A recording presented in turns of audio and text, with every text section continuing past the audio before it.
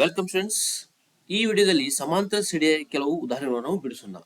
ಇಲ್ಲಿ ಉದಾಹರಣೆ ಕೊಡಲಾಗಿದೆ. ಈ ಕೆಳಗಿನವುಗಳಲ್ಲಿ ಯಾವ ಸಂಖ್ಯಾಪಟ್ಟಿಗಳು ಸಮಾಂತರ ಶ್ರೇಣಿಯನ್ನು ಉಂಟು ಮಾಡುತ್ತವೆ?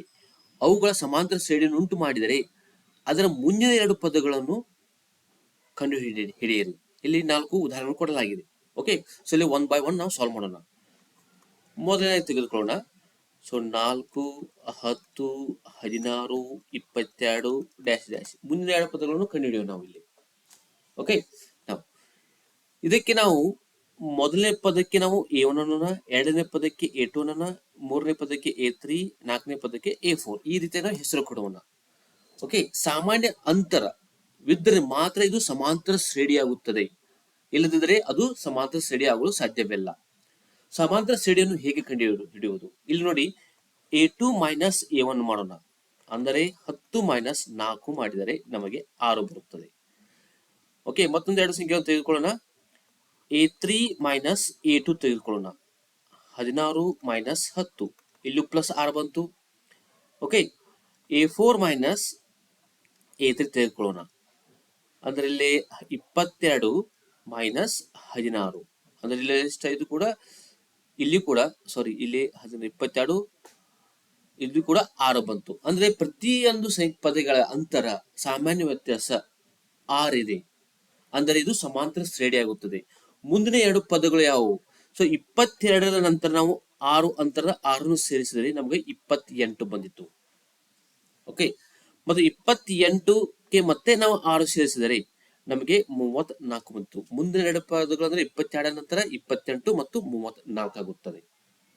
ಓಕೆ, ಸೊ ಮುಂದಿನ ಉದಾಹರಣೆ ನೋಡೋಣ. ಎರಡನೆಯದು, ಇಲ್ಲಿ ಎರಡನೆಯದು -1 -3 -5 ಈ ರೀತಿ ಕೊಡಲಾಗಿದೆ. ಇದು ಸಮಾಂತರ ಶ್ರೇಣಿ ಅಲ್ಲೋ ಅನ್ನೋದು ಮೊದಲು ಚೆಕ್ ಮಾಡೋಣ. ಇದು A1 ಆಗೋಣ, A2, A3 ಹೀಗೆ ಪದಗಳು ನಾವು ಹೆಸರು ಕೊಡೋಣ. ಓಕೆ, ಸೊ ಮೊದಲೇ ನಾವು A2 ಮೈನಸ್ A1 ಮಾಡೋಣ. A2 ಏನಿದೆ -1 ಇದೆ, ಸೊ ಮೈನಸ್ ಆನೆ. A1 ಏನಿದೆ 1 ಇದೆ, ಅಂದರೆ ಸೊ -1 -2 ಆಯ್ತು. ನಂತರ A3 ಮೈನಸ್ A2, A3 ಎಷ್ಟಿದೆ? ಇಲ್ಲಿ -3 ಇದೆ, ಮೈನಸ್ ಸೈನ್. A2 ಏನಿದೆ? -1 ಇದೆ, -1 ಇದೆ. So -3 minus of minus, minus into minus ಇಲ್ಲಿ ಪ್ಲಸ್ ಆಗುತ್ತದೆ, +1 ಆಯ್ತು. ಅಂದ್ರೆ -3 +1 -2 ಆಯ್ತು.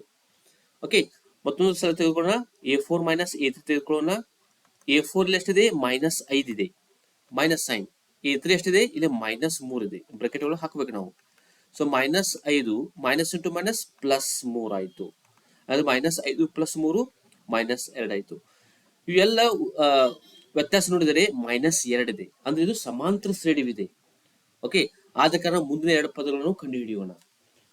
ಸೊ -5 ಇದೆ, ಸೊ -5ಕ್ಕೆ ನಾವು -2 ಕೂಡಿಸಿದರೆ ಈ ರೀತಿ ಇದು -5 -2 -7 ಬರುತ್ತದೆ. ಸೊ -7ಕ್ಕೆ ಮತ್ತೊಂದು 2 ಕೂಡಿಸಿದರೆ -2 ಸೇರಿಸಿದರೆ ಸೊ -7 -2 ಇದು -9. ಸೊ -1 -3 -5 -7 -9 ಈ ರೀತಿಯಾಗಿ ಬರುತ್ತದೆ. ಓಕೆ, ಸೊ ಮೂರನೇ ಎಕ್ಸಾಂಪಲ್ ನೋಡೋಣ. ಇಲ್ಲಿ ಮೂರನೇ ಎಕ್ಸಾಂಪಲ್ ಅಲ್ಲಿ -2 2 -2 2 ಈ ರೀತಿಯಾಗಿ ಕೊಡಲಾಗಿದೆ. ಓಕೆ, ಇಲ್ಲಿ ನಾವು ಮೊದಲನೇ ಪದಕ್ಕೆ A1 ಅನ್ನೋಣ, ಎರಡನೇದಕ್ಕೆ A2 ಅನ್ನೋಣ, ಮೂರನೇದಕ್ಕೆ A3 ಅನ್ನೋಣ, ನಾಲ್ಕನೇದಕ್ಕೆ A4 ಅನ್ನೋಣ. ಇವುಗಳ ಸಾಮಾನ್ಯ ವ್ಯತ್ಯಾಸ ನೋಡೋಣ ನಾವು. So A2 minus A1, A2 ಇಲ್ಲಿ 2 ಇದೆ, ಮೈನಸ್ A1 ಇದೆ, -2 ಇದೆ. ಸೊ 2 -2 ಮೈನಸ್ ಇದು ಪ್ಲಸ್ ಆಯ್ತು, +2 ಆಯ್ತು. ಅದರಲ್ಲಿ ಎಷ್ಟು ಬಂತು? 4 ಬಂದಿತ್ತು, +4 ಬಂದಿತ್ತು. ನಂತರ A3 ಮೈನಸ್ A2 ತಗೋಣ. A3 ಮೈನಸ್ A2, ಇಲ್ಲಿ A3 ಎಷ್ಟಿದೆ? -2 ಇದೆ, ಮೈನಸ್ A2 ಎಷ್ಟಿದೆ? ಇದು +2 ಇದೆ, ಅಂದ್ರೆ 2 ಇದೆ ಮಾತ್ರ. ಸೊ ಇಲ್ಲಿ ಎಷ್ಟಿದು? -2 -2 -4 ಆಯ್ತು. ಸೊ ಮೊದಲನೇ ಅಂತರದಲ್ಲಿ ವ್ಯತ್ಯಾಸ 4 ಬಂತು, ಎರಡನೇ ಸಂಖ್ಯೆ ನಂತರ ವ್ಯತ್ಯಾಸ -4 ಬಂತು. ಅಂದ್ರೆ ಇದು ಸಮಾಂತರ ಶ್ರೇಣಿ ಅಲ್ಲ, ಇದು ಸಮಾಂತರ ಶ್ರೇಣಿ ಅಲ್ಲ.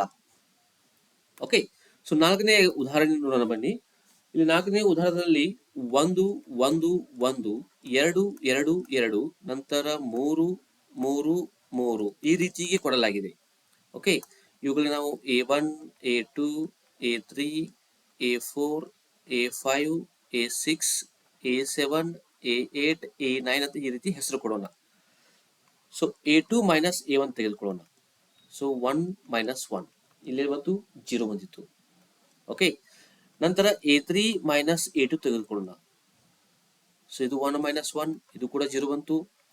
A4 ಮೈನಸ್ A3, ಇಲ್ಲಿ A4 ಏನಿದೆ 2 ಇದೆ, ಮೈನಸ್ A3 ಎಷ್ಟಿದೆ 1 ಇದೆ, ದಟ್ ಈಕ್ವಲ್ ಟು 1 ಬಂತು. ಅಂದರೆ 0 0 1 ಅಂದರೆ ಇವುಗಳ ಸಾಮಾನ್ಯ ವ್ಯತ್ಯಾಸ ಒಂದೇ ಆಗಿಲ್ಲ.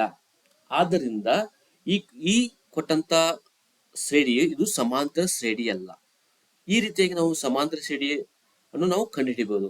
ಈ ವಿಡಿಯೋ ನಿಮಗೆ ಇಷ್ಟವಾದರೆ ಸಬ್ಸ್ಕ್ರೈಬ್ ಮಾಡಿ, ಲೈಕ್ ಮಾಡಿ, ಕಮೆಂಟ್ಸ್ ಕೂಡ ಹಾಕಿ. ಸಬ್ಸ್ಕ್ರೈಬ್ ಮಾಡೋದ್ರಿಂದ ಮುಂದೆ ಬರುವಂತಹ ವಿಡಿಯೋ ನೋಟಿಫಿಕೇಶನ್ ನಿಮಗೆ ಸಿಗುತ್ತದೆ. ನಿಮಗೆ ಬೇರೆ ತರ ವಿಡಿಯೋ ಬೇಕಾದ್ರೆ ಯೂಟ್ಯೂಬ್ ಪ್ಲೇಲಿಸ್ಟ್ ನಲ್ಲಿ ಹೋಗಿ, ಅಥವಾ ಐ ಬಟನ್ ಕೆಲವು ಲಿಂಕ್ಸ್ ಇವೆ, ಅಥವಾ ಈ ವಿಡಿಯೋ ಡಿಸ್ಕ್ರಿಪ್ಷನ್ ಕೆಲವು ಲಿಂಕ್ಸ್ ಇವೆ. Thanks for watching.